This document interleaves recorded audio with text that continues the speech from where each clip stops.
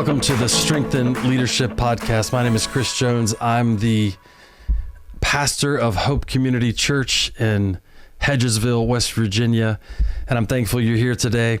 We're going to talk about failure a little bit and what happens when something you put your hands to doesn't work. What happens when you get a no? And there's a little process that I'd like you to consider. We've been talking about this around here lately. And there's a process that I'd like you to consider, that not every no is bad. And there's a little assessment you could do to figure out maybe is the no directing you somewhere else, or the no is an indication that you need to improve. And so, look, the first thing that we need to come to the conclusion is everybody has something that doesn't work. Even the best of the best of the best ends up having times in their life where they put their hand to something that doesn't work. Not everything we do is successful. No one has a Midas touch forever. And if you talk to any good leader, any good business person, there have been seasons in their life where they'll say, hey, have you ever failed at anything? They'll say, oh, tons of times I've failed at things. Have you ever been broke? Yes, I've been broke.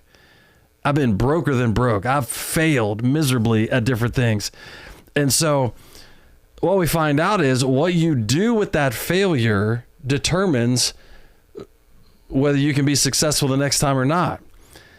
And it's in this little, thing that I like to do, this little assessment to figure out, okay, well, what caused the failure? So I like to start out, I heard a guy say one time, if the thing doesn't work, like, point to yourself first. Like, just take a breath, drop your ego a little bit, and say, okay, I need to make sure that it wasn't me. I need to be the first one. I need to be the first examination here to make sure the problem wasn't me. So the first thing I like to look at if something doesn't work is, where did I get my counsel from? Did I get counsel? The Bible says there's wisdom in the counsel of many. It tells us over and over and over again, Proverbs, to get wisdom. And we find that oftentimes through the people around us. I'll tell the staff here regularly, the fastest way to a solution is almost always a phone call. Now, I know we don't call each other anymore, but the idea that you could pick up a phone if you're stuck on something, if you don't know, and you can call somebody, text somebody, message somebody, and you can say, hey, I know you know about this. Can you help me figure it out? I know you know more. So those are shortcuts. And so the first thing I'm going to ask myself is, did I get enough counsel? I happen to be a trigger puller. Like, I make decisions very, very fast. So a lot of times getting more counsel seems like, well, I'm just slowing the process down. But the older I get, the more I understand it's important for me to lean into people that know more than me, that have been farther than me, that are older than me. And I can call them and say, hey, this is what I'm dealing with. Am I thinking the right way? Am I approaching this the right way? So the first thing I asked if something didn't work was, did I get the right counsel? Did I get the right advice? The second thing is, was enough effort applied? Now, I know nobody out there has never been lazy, but there have been things where I didn't put enough effort into it. Just hands down didn't work hard enough. Now, I would like to think those are few and far between, but I have suffered and I have had things fail because there wasn't enough effort. There wasn't enough effort applied. And so I'm gonna look to myself first. Did I do the work? I'm not going to just say it failed because I might not have done my due diligence. I might not have worked hard enough. So that's the second thing I ask. And then I ask, were enough people included? And if you're the personality type that likes to do everything by yourself, it might have failed because you were the only one doing it. And so in everything I'm involved, we talk about teams and building teams and including more people, because if you're going to do more things, you need more people, period. And if you're even a decent leader, you realize that the majority of your time is going to be spent motivating people, not necessarily doing the nitty gritty work, but you got to find talent. You got to develop talent. You've got to inspire talent. You got to teach them. You got all those things. So 80% of my time now is about developing people and 20% doing the work. So did I include enough people in that? And then something else that I look at is, was there some sin issue in my life? Was it greed that didn't let it work? Was I envious? Was there something in my life that was off, that caused the failure, that caused the no? So those are 4 quick things.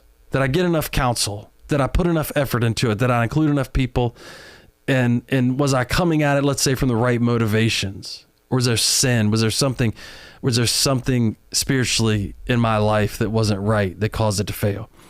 Okay. If I check off the box on those and say, no, I got enough counsel, I got enough, I put tons of effort into it, there wasn't any sin in my life, I included enough people, and it didn't work.